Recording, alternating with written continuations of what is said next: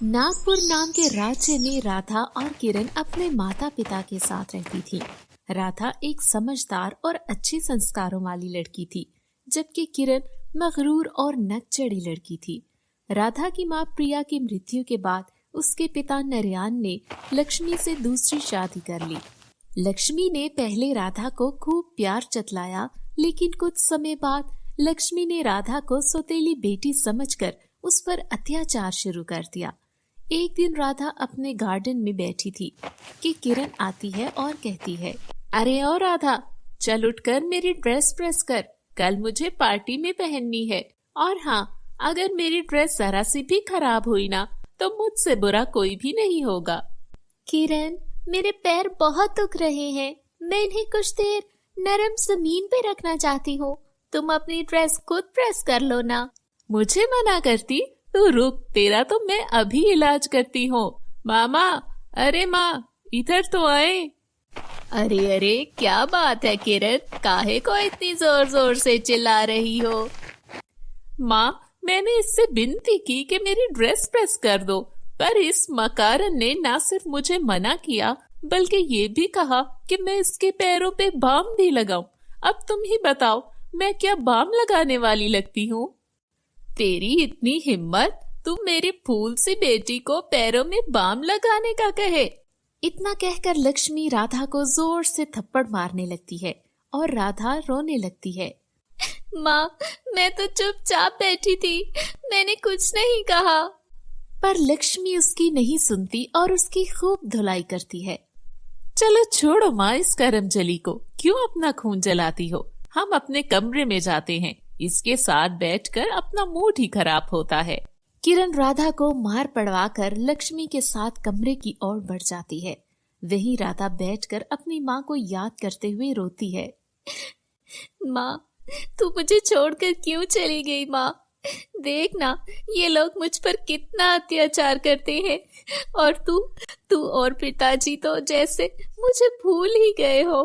मुझे यहाँ नहीं रहना, मुझे यहाँ नहीं रहना माँ। उसके रोने की आवाज सुनकर लक्ष्मी बाहर आती है। अरे ओ करमजली, ये फूट फूट कर रोना बंद कर और उठ, रात तक किचन के सारे बर्तन धो। अब ये रोना सारी जिंदगी का है, यही हमारे साथ रहना है। लक्ष्मी की बात सुनकर राधा खामोशी से किचन के गंदे बर्तन धोने लगती है।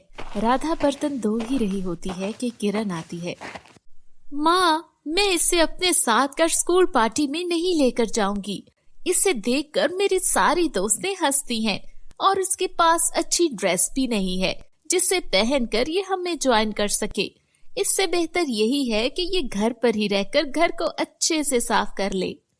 हाँ हाँ ठीक है मेरी एंजल, तू फिक्र ही ना कर, ये कल मुँह ही घर ही रहेगी। पार्टी में तो सिर्फ मेरी बेटी ही जाएगी, अवार्ड जीत कर आएगी मेरी बच्ची।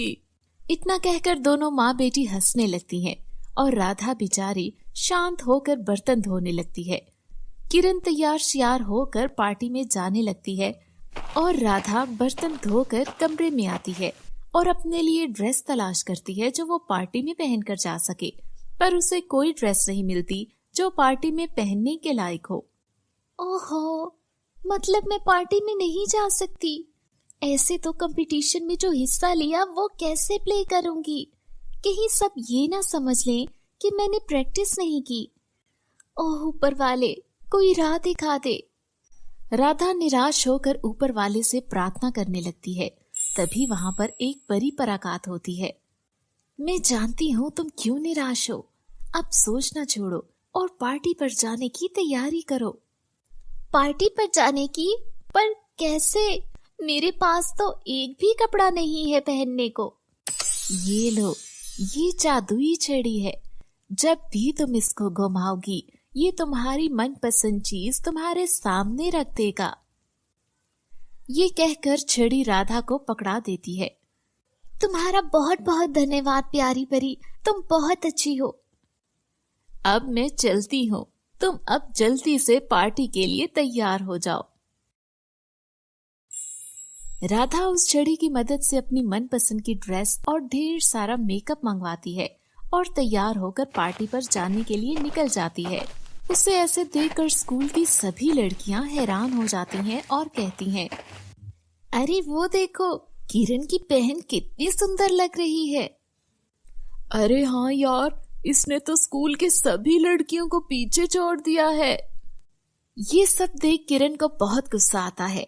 वो गुस्से से आग बगोला होती हुई राधा की तरफ बढ़ती है। इतने में टीचर माइक पकड़कर सभी बच्चों को स्टेज पर बुला लेती है।